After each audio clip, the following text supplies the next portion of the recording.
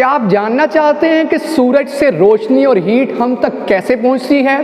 तो इस वीडियो को लास्ट तक देखिएगा।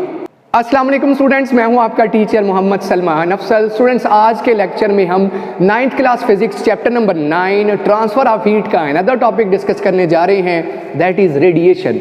इससे पहले हमने ट्रांसफर ऑफ हीट के 2 मोड पढ़े, 2 तरीकाकार पढ़े, 2 वेज पढ़े। सबसे पहले हमने कंडक्शन पढ़ा, फिर हमने कन्वेक्शन पढ़ा। इनके सारी हमने एप्लीकेशंस देखी, कहाँ कहाँ ये हो रहा है, लैंड ब्रीजेस, सी ब्रीजेस, ग्लाइडिंग, ये सारी जगहों में हमने पढ़ा कि कंडक्शन कन्वेक्शन का अमल हो रहा है। जबकि रेडिएशन क्या है, आज के लेक्चर में ये हम जानेंगे। रेडिएशन कहाँ कहाँ हमारे यहाँ मौजूद है, रेडिएशन किस तरह से हीट को एक जगह से दूसरी जगह लेके जाती है, और जैसे कि इस लेक्चर के इंट्रो में मैंने आपको बताया कि सन किस तरह से हीट यहाँ ज़मीन तक भेज रहा है, उसकी रोशनी और हीट हम तक कैसे पहुँच रही है, वो भी रेडिएशन के ज़रिए पहुँच रही है। उसका आंसर भी आपको इस वीडियो के लास्ट पे देंगे।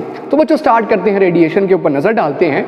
तो मैं आपको रेडिएशन की तरफ जाने से पहले बता दूं, जो 2 वेज हमने इससे पहले पढ़े थे, पहला था कंडक्शन।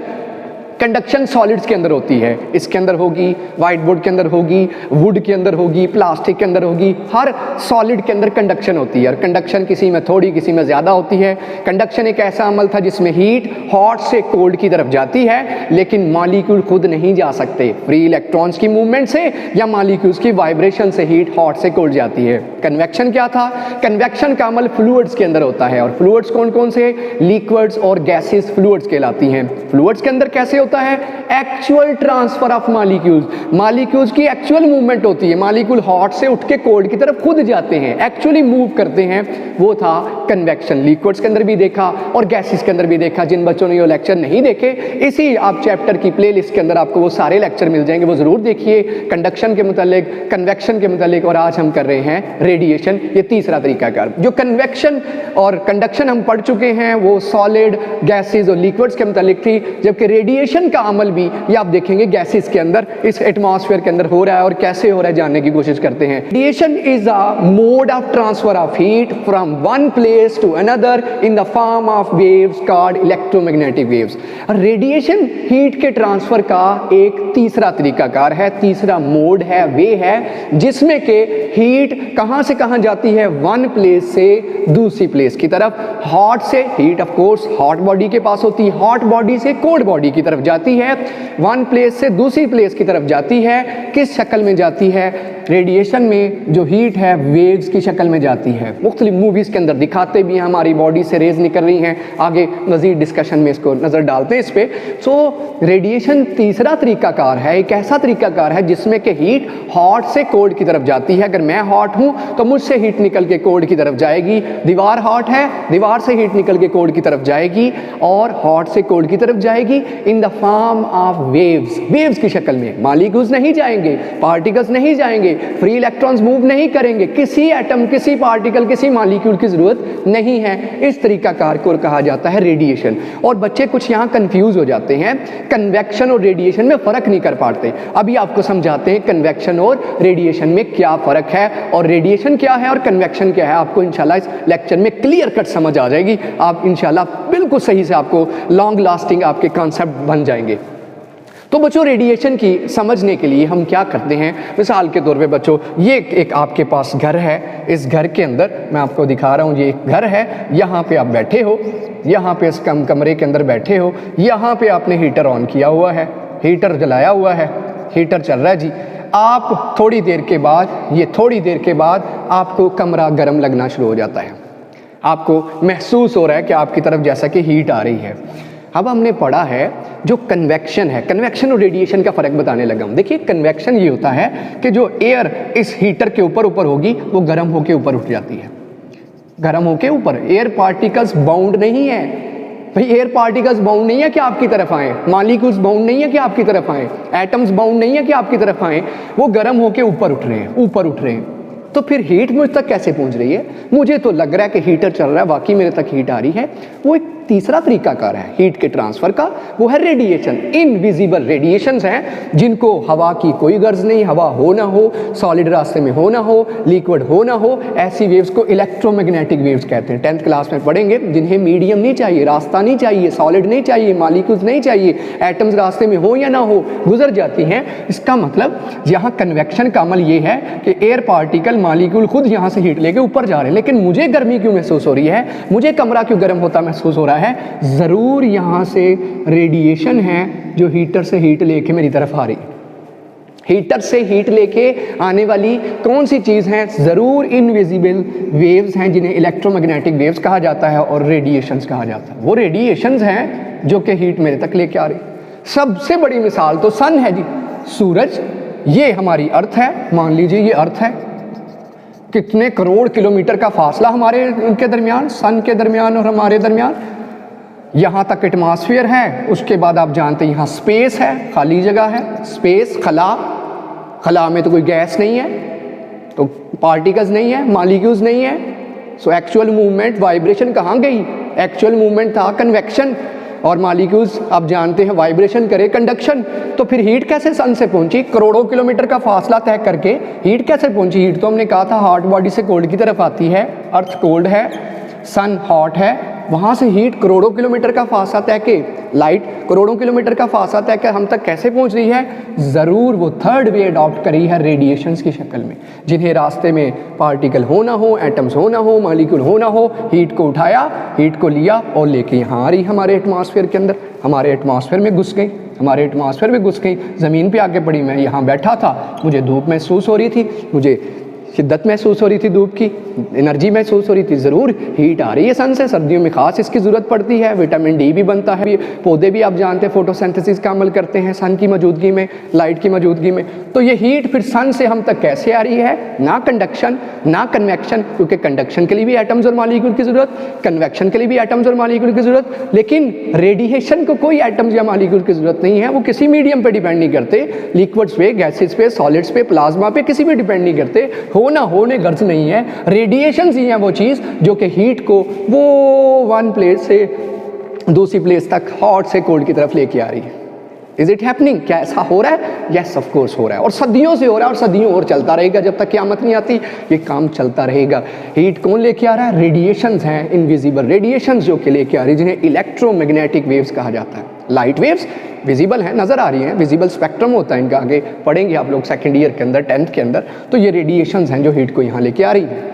अब बात कर लेते हैं किस किस के पास रेडिएशंस हैं, किस किस के पास रेडिएशंस नहीं हैं, कौन सी बॉडीज़ रेडिएशन के ज़रिए हीट को ऑब्जर्व कर रही हैं। तो मैंने आपको मिसाल दी, कमरे के अंदर आपने हीटर चलाया हुआ था, वहाँ से हीट। इसी तरह से देखिए, आप बून फायर करते हो, बून फायर करते हो, या आपने आग जलाई लकड़ियों पे, और आप इतनी दूर बैठे इससे, क्योंकि इसके पास तो नहीं बिल्कुल बैठ जाना, और जनाब आपको महसूस हो रहा है कि हीट आप तक पहुँच रही है, हीट आप तक पहुँच रही है। आग जल रही थी, आग जलते हुए आप जानते हो ऊपर मौजूद, दाएं बाएं मौजूद गैस के मॉलिक्यूल्स को, हवा के मॉलिक्यूल्स को गर्म कर रही है। और आप जानते हैं हवा के मॉलिक्यूल्स गर्म होने पर दाएं बाएं तो नहीं जाएंगे, वो तो हल्के होते हैं, लाइट होते हैं, ऊपर जाएंगे। तो देखिए क्या होगा नतीजा, जो गर्म पार्टिकल है वो तो ऊपर उठ गए। ये कौन सा अमल था? कन्वेक्शन। तो फिर हीट मुझ तक कैसे पहुँच रही है? हीट मुझ तक वैसे पहुंच रही है, फिर ये एक्चुअल मूवमेंट तो होगी। हीट यहाँ से हॉट से कोल्ड की तरफ निकल गई, मॉलिक्यूल ज़रूरी नहीं सारी डायरेक्शन में जाएं, सारी डायरेक्शन में जाने वो बंद नहीं है, इधर को भी जाएं, इधर को भी जाएं, तो ऊपर निकल गए। इसका मतलब मुझ तक जो तपिश गर्मी पहुँच रही है वो ज़रूर रेडिएशंस हैं, रेडिएशंस हैं, इलेक्ट्रोमैग्नेटिक वेव्स हैं, हीट वेव्स हैं, जिन्हें रेडिएशंस कहा जाता है, जो हीट को हॉट से किस तरफ लेके आ रही है? कोल्ड की तरफ। अब कोई बॉडी ज़्यादा रेडिएशंस खारिज करती है, कोई कम खारिज करती है, कोई बॉडी रेडिएशन ज़्यादा जज़ब करती है, कोई कम जज़ब करती है। ये उसकी 3 चीज़ों पे डिपेंड करता है। आइए डिस्कस करते हैं। 3 ऐसी चीज़ें हैं जो डिसाइड करेंगी कि रेडिएशन जज़ब कब होंगी, अब्ज़ॉर्ब कब होंगी, रेडिएशन रिलीज़ कब होंगी। ठीक है, इनकी डिस्कशन आगे आनी है। तो बच्चों सबसे पहली चीज़ तो आपको पता चल गया कि हीट ट्रांसफ़र का तीसरा तरीका, जिसमें मॉलिक्यूल्स की मूवमेंट नहीं है, वाइब्रेशन नहीं है, मॉलिक्यूल्स का सरोकार ही नहीं है इसके साथ, हीट एक हॉट से एक प्लेस से दूसरी प्लेस तक जा रही है वाया वेव्स, जिन्हें इलेक्ट्रोमैग्नेटिक वेव्स कहते हैं। This phenomena is known as radiation. इस मोड को, इस तरीकाकार को, हीट के एक जगह से दूसरी जगह जाने को रेडिएशन कहा जाता है। और सन रेडिएशन के जरिए से हीट भेज रहा है। इस तरह से आपने देखा होगा जलती हुई लकड़ियाँ दूर पड़ी हैं, वहाँ तक, वहाँ मेरे तक हीट कब आ रही है, रेडिएशन के नतीजे में। ऐसे ही आपने पढ़ा होगा ये जो ख़तरनाक एटम्स हैं जो कि एटॉमिक बम के अंदर इस्तेमाल होते हैं, वो भी ख़तरनाक रेडिएशंस खारिज करते हैं। नज़र नहीं आते, एक्चुअल मूवमेंट ऑफ मॉलिक्यूल्स नहीं है, एक्चुअल मूवमेंट ऑफ गैसेस नहीं है, एक्चुअल मूवमेंट ऑफ एटम्स नहीं है, वो रेडिएशन की शक्ल में एनर्जी खारिज कर रही हैं। जैसा कि एक्सरे आप करवाते हो, एक्सरे माइक्रोवेव ओवन के अंदर यूज होने वाली माइक्रोवेव्स, वो रेडिएशंस हैं, वो रेडिएशंस हैं, ठीक है। हीट देती हैं, खाना गर्म हो जाता है, देखा होगा। बड़ी सिंपल सी मिसाल, माइक्रोवेव ओवन में खाना जो गर्म होता है उसमें जो हीट ट्रांसफर का तरीका कर है वो रेडिएशंस है, माइक्रोवेव जिन्हें कहते हैं। इसी तरह से एक्सरे जो करवाते हो वो रेडिएशंस है, हाँ, हीट ट्रांसफर। उसके जरिए आप स्केच ले लेते हो, पूरा आप तस्वीर ले लेते हो बाजू की, जहाँ भी आपने एक्सरे करना हो। तो ये जी आपके पास रेडिएशन का कॉन्सेप्ट। अब मैं बता रहा था कि रेडिएशन अब्जॉर्ब भी हो सकती है, रेडिएशन रिलीज भी हो सकती है। हॉट बॉडी रिलीज करेगी, कोल्ड बॉडी अब्जॉर्ब करेगी। सिंपल सी बात है, हॉट के पास एक्स्ट्रा है, कोल्ड के पास कम है। मैं इस वक्त कोल्ड हूँ, सर्दियाँ हैं, मुझे हीट चाहिए और मैं सन की तलाश में हूँ, मैं हीटर की तलाश में हूँ, मैं कोई ऐसी चीज़ की तलाश कर रहा हूँ जिससे मुझे हीट मिले। और हीट किस शक्ल में मैं चाहता हूँ, उससे मुझे हीट रेडिएशंस की शक्ल में मिले। एक्चुअल मूवमेंट ना हो, एक्चुअल मूवमेंट ना हो, रेडिएशंस आ जाए और हीट मुझे मिले। मुझे जिस्म को क्या मिलेगी, एनर्जी मिलेगी, सुकून मिलेगा, विटामिन डी मिलेगी और मैं एनर्जेटिक फील करूंगा रेडिएशन की शक्ल में। तो अच्छा बच्चों, 3 फैक्टर्स कौन से हैं जो कि रेडिएशन की अमाउंट डिसाइड करते हैं। कोई बॉडी रेडिएशन कितनी ऑब्जर्व करेगी और कितनी रिलीज करेगी, क्योंकि मैंने कहा ऑब्जर्व भी की जा सकती हैं और रिलीज भी की जा सकती हैं। हॉट रिलीज करती है और कोल्ड ऑब्जर्व करती है। वो 3 चीज़ों पे डिपेंड करता है, कलर या टेक्सचर ऑफ बॉडी। पहली चीज़ मैं इसको एक्सप्लेन करता हूँ, कलर एंड टेक्सचर या कलर और टेक्सचर ऑफ द बॉडी। दूसरा सरफेस टेम्परेचर, सरफेस एरिया लिख लीजिए, सरफेस एरिया। तीसरी चीज सरफेस टेम्परेचर। आइए इसको एक्सप्लेन करते हैं 1 बाय 1। ये 3 चीजें हैं जो कि अमाउंट ऑफ रेडिएशन को डिसाइड करेंगी। ये बताएंगी किसी चीज से कितनी रेडिएशन, तादाद तो नहीं हम काउंट कर सकते, रेडिएशन कितनी निकलेंगी, बहुत ज्यादा, बहुत थोड़ी, एवरेज, ये डिसाइड करेंगे। कलर, कलर मतलब कलर या टेक्सचर। टेक्सचर कहते हैं किस तरह की उसकी स्ट्रक्चर है। टेक्सचर आपने कपड़ों के मुतालिक पढ़ा होगा या सुनते होंगे, क्या कैसा टेक्सचर है इसका, इसका फैब्रिक कैसा है, इसका मटेरियल कैसा है वो। और कलर अब जान सुना होगा, जो ब्लैक कलर है, ये टॉपिक हमारे नेक्स्ट लेक्चर का है वैसे, जिसको मैं बताने लगा हूँ। ब्लैक कलर के मुतालिक कहा जाता है कि ब्लैक कलर बहुत अच्छा ऑब्जर्वर है। ज़्यादातर आपको डार्क कलर्स पहनने को कहा जाता है किस मौसम के अंदर, किस मौसम के अंदर, विंटर के अंदर। विंटर के अंदर, सर्दियों के अंदर कहा जाता है डार्क कलर्स पहने, क्योंकि डार्क कलर ज़्यादा रेडिएशन ऑब्जर्व करते हैं। और लाइट कलर्स आपसे कहा जाता है समर, साइंस है पीछे इसके, साइंस है। समर के अंदर कहा जाता है लाइट कलर्स पहने, क्योंकि लाइट कलर्स अच्छे रिफ्लेक्टर हैं, रेडिएशन को रेडिएट करते हैं, पड़े ऊपर वापस भेज देते हैं। ऐसे ही आपने सुना होगा वाइट सूट, वाइट कपड़ा, लाइट कलर क्या करेगा, रेडिएशन को क्या करेगा, रेडिएशन को अमिट करेगा, खारिज करेगा, ऑब्जर्व नहीं करेगा, करेगा तो बहुत थोड़ा करेगा, इसलिए वो ठंडा रहता है। गर्मियों में इसीलिए लाइट कलर्स पहनते हैं कि ठंडे रहें कपड़े, और सर्दियों में डार्क कलर क्यों पहनते हैं, ताकि हमें हीट मिले और हमारा जिस्म गर्म रहे। तो ये साइंस है कलर या टेक्सचर, ये मुराद है रेडिएशन ऑब्जर्व या रेडिएशन रेडिएट करना, खारिज करने की। पीछे कलर और उसका टेक्सचर बड़ा मायने रखता है। सरफेस एरिया, जितना ज़्यादा सरफेस एरिया होगा उतना ज़्यादा उसके रेडिएशन खारिज करने की और उतना ज़्यादा उसके रेडिएशन एक्सेप्ट करने की उसके पास चांसेस हैं। जितना एरिया ज़्यादा होगा, जितना वो लेंथी, जितना वो लंबाई चौड़ाई ज़्यादा होगी, उतना वो रेडिएशन ज़्यादा ऑब्जर्व कर सकता है। अगर ज़रूरत है उतनी ज़्यादा रेडिएशन खारिज कर सकता है जितनी उसके पास एक्स्ट्रा है। जैसे सन का सरफेस एरिया बहुत ज़्यादा है तो बहुत मैसिव आपके सामने हीट खारिज कर रहा है और हम तक वो पहुंच रही है। तीसरी चीज़ सरफेस टेम्परेचर, भाई बॉडी जो रेडिएशन खारिज कर रही है उसका सरफेस टेम्परेचर क्या है। अगर बहुत ज़्यादा टेम्परेचर है, टेम्परेचर आप जानते हैं चैप्टर 8 में पढ़ा है, हॉटनेस और कोल्डनेस, बहुत ज़्यादा टेम्परेचर है, बहुत ज़्यादा हॉट है तो ऑफकोर्स वो ज़्यादा रेडिएशन खारिज करेगा। और बहुत थोड़ा टेम्परेचर है तो बहुत ज़्यादा रेडिएशन एक्सेप्ट करेगा, बहुत ज़्यादा रेडिएशन एक्सेप्ट करेगा। कोल्ड बॉडी को बहुत ज़्यादा रेडिएशन चाहिए होती है, हॉट बॉडी बहुत ज़्यादा रेडिएशन खारिज करती है। तो ये 3 चीज़ें हैं जो डिसाइड करती हैं कितनी रेडिएशन कोई बॉडी खारिज करने वाली है या कितनी कोई बॉडी रेडिएशन एक्सेप्ट करने वाली है, क्योंकि रेडिएशन हॉट रिलीज करती है और कोल्ड एक्सेप्ट करती है। ये आपके पास आ गया। अब मुझे दो सवालों के आंसर करिए। सबसे पहला सवाल कि आपने देखा होगा सर्दियों के अंदर एक हॉट कप टी का, चाय का एक गर्म कप इतनी जल्दी ठंडा क्यों हो जाता है? कभी सोचा आपने? उसमें से आपने देखा होगा एटमॉस्फेयर का टेम्परेचर बहुत थोड़ा है, ठंड पड़ रही है 0 डिग्री सेल्सियस, 1 2 3 -4 -5, जबकि जो चाय आपने अभी बनाई चाय 50 60 70 80 डिग्री सेल्सियस उसका टेम्परेचर है। जब कोई चीज़ बॉयल होती है तो आप जानते हैं 70 80 90, पानी बॉयल हो तो 100 डिग्री सेल्सियस। कितना ज़्यादा टेम्परेचर, बाहर का कितना थोड़ा टेम्परेचर का फ़र्क क्या है? टेम्परेचर का फ़र्क क्या है? बहुत ज़्यादा जल्दी से हीट रेडिएशन की शक्ल में क्या करेगी, उस चाय में से निकलेगी और एटमॉस्फेयर में चली जाएगी। इसीलिए चाय का हॉट कप, गर्म कप चाय का बड़ी जल्दी सर्दियों में ठंडा हो जाता है, क्योंकि बाहर का टेम्परेचर बहुत थोड़ा, उसका टेम्परेचर बहुत ज़्यादा, तो हीट के लिए जाने के बहुत ज़्यादा चांसेस हैं, गैप बहुत ज़्यादा है, डिफरेंस बहुत ज़्यादा है। डिफरेंस को कवर करने के लिए हीट फ़ौरन से पहले निकलेगी। समझ आ रही बात? जैसे घर के अंदर टैंकी तीसरे फ्लोर पे, चौथे फ्लोर पे पड़ी हो तो पानी की रफ्तार क्या होगी? बहुत तेज़, क्योंकि डिफरेंस क्या है? बहुत ज़्यादा। जब डिफरेंस बहुत ज़्यादा हो तो फ्लो बहुत तेज़ होता है, चाहे वो वाटर का हो, चाहे वो हीट का हो, चाहे वो एयर का हो। इसके बाद एक और सवाल, गर्मियों के अंदर ठंडा पानी, कोल्ड चिल्ड वाटर इतनी जल्दी गर्म क्यों हो जाता है? क्योंकि बाहर टेम्परेचर बहुत ज़्यादा है, 30 डिग्री सेल्सियस 40 डिग्री सेल्सियस की गर्मी पड़ रही है और उसका टेम्परेचर 0 या -2 -3 है। अब क्या होगा? हीट उसके अंदर घुसेगी उसका टेम्परेचर अपने जैसा करने के लिए, क्योंकि नेचर आप जानते हैं तवाज़ुन का नाम है। तवाज़ुन, नेचर में डिस्टर्बेंस नहीं है, नेचर हर चीज़ को बैलेंस करना चाहती है। तो हीट बाहर ज़्यादा है, वो घुसेगी, उसे भी अपना जैसा करना चाहिए। तो जल्दी से जल्दी वो ठंडा पानी क्या होना शुरू हो जाएगा, उसी टेम्परेचर पे चला जाएगा या उससे थोड़ा कम टेम्परेचर पे आ जाएगा, जो कि एटमॉस्फेयर का है, बाहर का है। अब जैसे मैंने आपसे कहा, हीट बॉडीज़ रिलीज़ भी करते हैं in form of radiation, heat bodies accept भी करती हैं, अब्जॉर्ब भी करती हैं। जैसे कि मैं मिसाल के तौर पे, ये 2 पैराग्राफ और टॉपिक कंप्लीट है। इसका जो नेक्स्ट हिस्सा है रेडिएशन और एमिशन का प्रैक्टिकल, वो नेक्स्ट लेक्चर में होगा। फर्ज करिए बच्चों, इस कमरे के अंदर इस वाइट बोर्ड का टेम्परेचर ज़्यादा है, हाँ, फ़र्ज़ करिए मैं इसे गर्म कर रहा हूँ, इसका टेम्परेचर ज़्यादा है और पूरे कमरे का टेम्परेचर कम है। ज़्यादा मतलब फ़र्ज़ कर लीजिए इस वाइट बोर्ड का टेम्परेचर है 25 डिग्री सेल्सियस। इस वक्त 25 भी होना बड़ी बात है, अभी ठंड पड़ी है, धुंध पड़ी हुई बाहर। और बाहर का टेम्परेचर इस वक्त, फ़र्ज़ कर लीजिए 10 होगा, इस वक्त 10 डिग्री सेल्सियस है।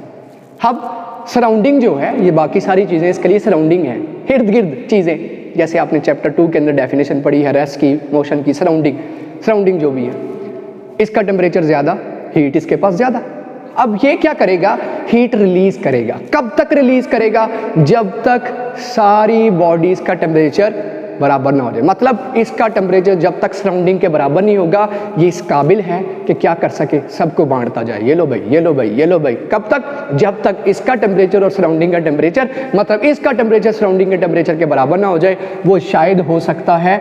इसका मतलब इसने हीट कब तक रिलीज करनी है? जब तक इसका टेम्परेचर कहाँ ना पहुँच जाए, 10 डिग्री सेल्सियस तक, तब तक इसने हीट सबको देते जाना है। तो इसका मतलब ये हीट क्या करेगा? व्हाइट बोर्ड रेडिएट करेगा और बाकी सारी चीज़ें क्या करेंगी?